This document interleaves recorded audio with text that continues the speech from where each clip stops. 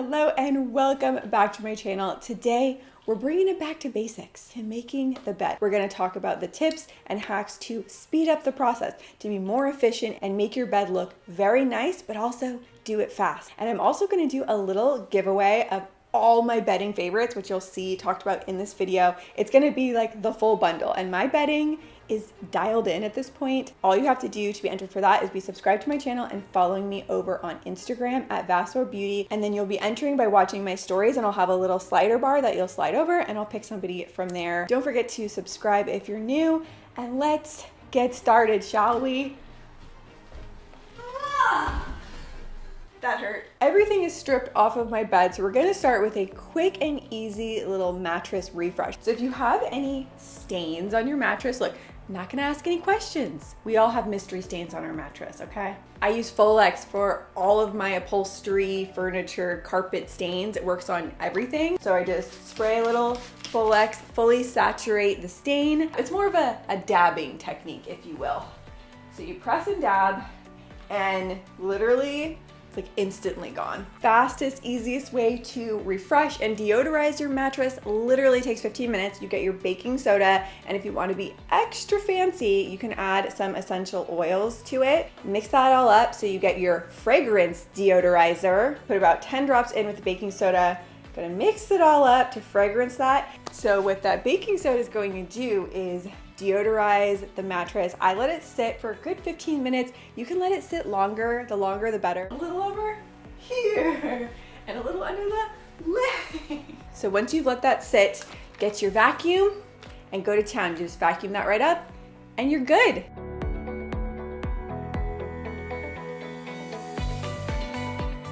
We are fresh, we are golden, and it smells amazing in here. On top of that, you want to put your mattress protector, or you can level up like I have done recently, and I have a pillow top mattress topper. And when I tell you that this has improved my life, guys, it's so good. It's so soft. This mattress that we have is pretty firm, and it wasn't doing it for me. And I was looking into getting a new mattress. Those are thousands of dollars. Instead, I'm like, you know what? We'll try a little mattress topper, see how that does. And now my bed is feeling like a cloud, so highly recommend. Next up is your fitted sheet. First and foremost, problem that a lot of people run into with your sheets is the dreaded wrinkled sheet. What do you do? Because I'm sorry, nobody has time to iron their sheets. And if you do,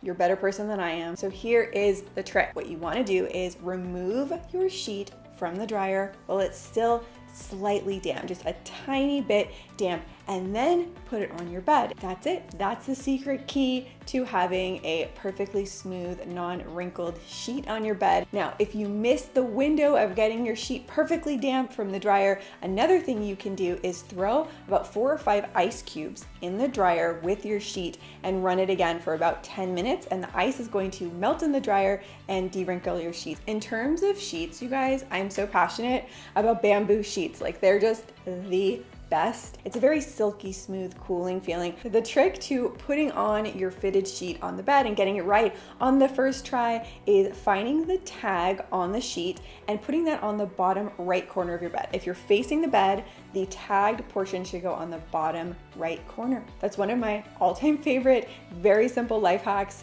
The tag goes on the bottom right.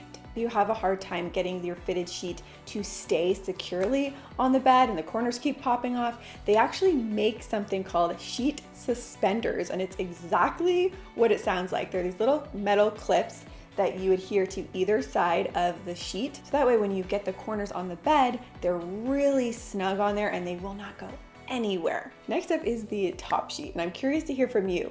Do you use a top sheet or not? Let me know in the comments. So if you are a top sheet person, you actually want to put the pattern or top side of the sheet face down on your bed, because that way when we flip it back, the nice part will be facing forward. I'll quickly show you here how to do those tucked corners. It's called a hospital fold. If that is something you care to do, start by tucking in the back. So start from the foot of the bed, tuck underneath, and you're left with this little flap right here. So what you want to do is create an imaginary 45-degree angle. So make that imaginary line and then pinch the fabric and pull it up on the top of the bed and then tuck what's left. If you're not into the tucking life, maybe you have long nails and you find it annoying, you can use a spatula Yes, guys, is it a little extra? Perhaps. Does it work? It does. And then take your remaining portion, kind of fold it over so it's in that nice 45-degree crisp line, and then tuck this underneath. Then get your spatula again if you feel like it. It does make it quite a bit easier, and it also gives the most crisp, tight tuck. Next is a little trick for putting on your pillowcases faster, because that can be such a pain. It's like trying to stuff a sausage. So the key little trick that I like to do is you actually turn your pillowcase inside out and then stick your arms inside of it into the top 2 corners, get your little pinchers, and then grab the top 2 corners of your pillow and then just roll it over the top of the pillow.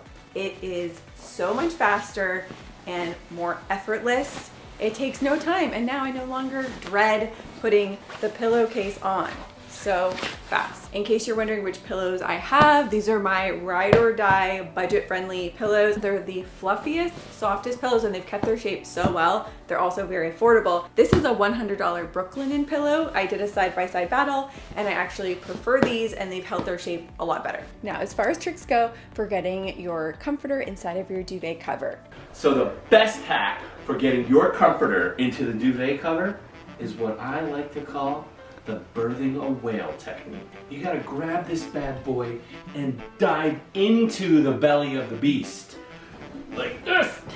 You gotta fight your way in here. It might get ugly and you might see some things in here, but you need to have no fear. And much like a whale giving birth, you will come out victorious. Ditch the duvet. It's time to let it go. The best thing I ever did was switch to a comforter, and this fits in my washing machine so I can fully wash it as often as I want, and I no longer have to deal with the headache that is getting my comforter in the cover. And let me tell you, best decision I've made in a long time. Now is a little segment called how to make your bed in 1, 2, and 3 minutes, just depending on how much time you have. So the most basic, most ultra simple method is either have your full comforter, your blanket, or your quilt just on the bed, and get your pillows all stacked up. I like to do the 2 horizontally stacked on the head of the bed. That's your most simple basic option and will take under 1 minute. The 2-minute method, all you have to do is add another blanket or comforter on the foot of the bed, either folded in half or into thirds. It just adds a little bit more dimension and texture. And then going to the 3-minute method, what I do is I add the 3 larger throw pillows and a smaller throw pillow in the front, and I drape the throw over the bed. You can do it diagonally or straight across. I kind of like how it looks diagonally here. Literally just in the moment, I realized I can use that same spatula to make the perfect karate chop in the pillows.